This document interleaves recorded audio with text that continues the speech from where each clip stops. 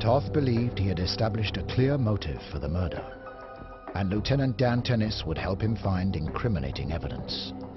We determined that the initial event occurred in the master bedroom. There was some blinds that were broken, some things knocked over and tipped over, and it looked like that disturbance went down the hallway into the kitchen where there was some bloodshed. And then it goes right from the kitchen into the dining room where Bill Jennings was ultimately found dead. After reassessing the crime scene, Lieutenant Tennis found a small but fundamental clue. If you follow the railing down on the right, just above that is a indentation. Detectives that went back to the scene found this glass ornamental egg. The diameter of the bottom of the egg matches the indentation in the sheetrock. The condition of this ornamental glass egg was significant. The egg was on an display case that was covered in dust. The only thing in that display case that didn't have any dust on it at all was the ornamental egg. So our position is that it was used at some point to batter Bill Jennings. It was cleaned and placed back in its display case. Investigators didn't believe a third person was involved in the murder. If you took 2 steps to your right from the front door, you'd be in the kitchen full of knives. If you went to the house to kill somebody, you'd probably bring something with you. Anybody who goes in the house is going to see the egg if they go in the master bedroom, but not everybody who uses it is going to put it back. But Lieutenant Tennis believed Stagg did.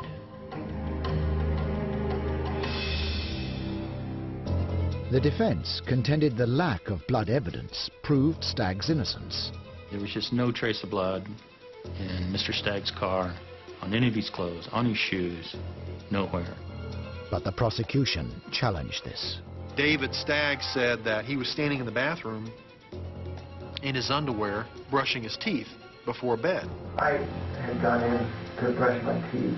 He was upset. He didn't knock that out of my hand.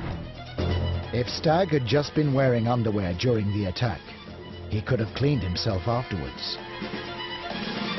David could have took a shower and washed off with soap and water before he got into his clothes. When Stagg's apartment was searched, investigators discovered an interesting piece of evidence. When we went to David Stagg's condominium, I found a pair of white jockey underwear in the trash. The underwear was forensically tested.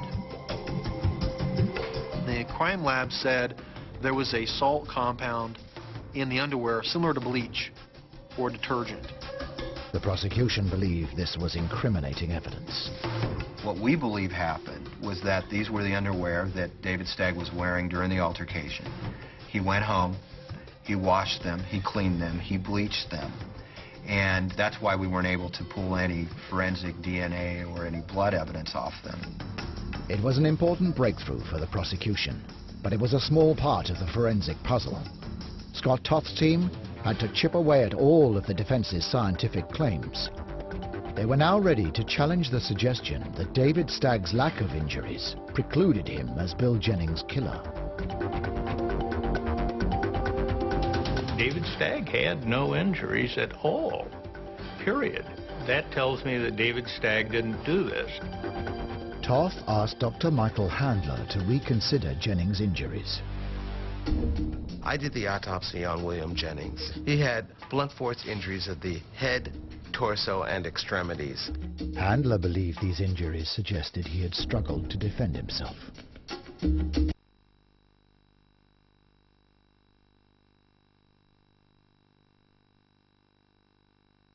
He had abrasions and bleeding between the scalp and the skull. It was my impression from evidence at the autopsy that William Jennings was in a one-sided fight, and he took the brunt of it. Blood spatter analysis indicated that Jennings had fallen early on in the fight. And now we're getting into a kitchen area and some blood stains. A lot of the blood in the residence was about knee height or lower.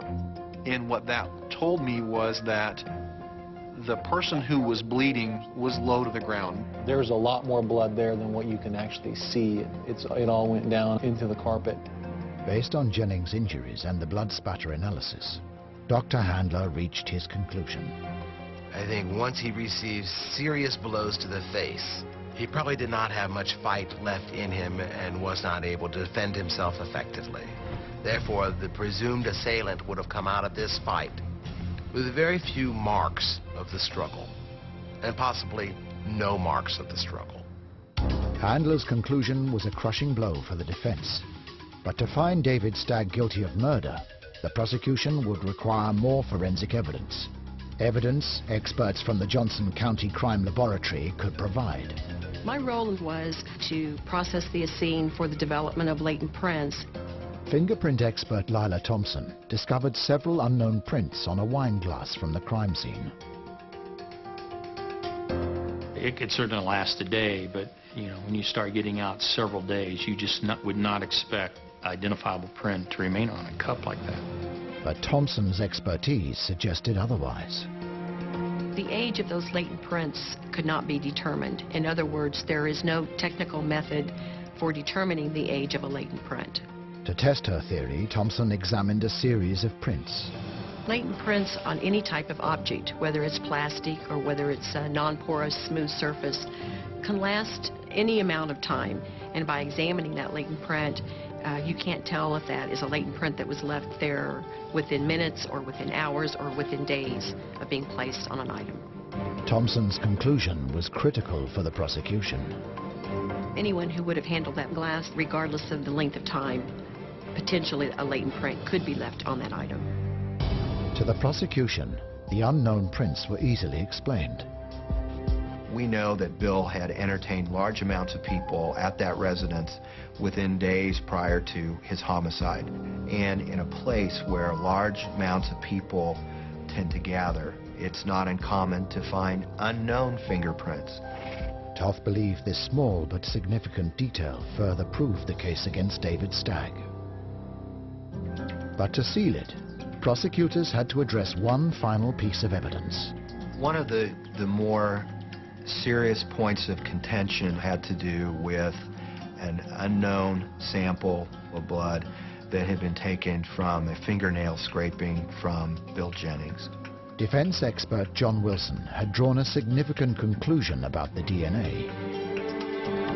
That foreign DNA did not match Mr. Stagg. But the prosecution wasn't convinced. They turned to their own DNA expert, Ross Capps. On the left-hand fingernail scrapings, the major profile matched Bill Jennings, and there was one foreign piece of DNA that was very low level. Capps argued the tiny sample made it ineffective evidence. When you have a high quantity of single-source DNA, the precision is very good. However, when you start dealing with degraded samples, the precision goes down. Capps could not rule out David Stagg as the source of the foreign DNA. Given the low-level limited information, David Stagg was neither included or excluded. It was a decisive finding for the prosecution and a powerful contradiction of the defense's claims. The defense in this case wanted to suggest the unknown blood could have been from Bill Jennings.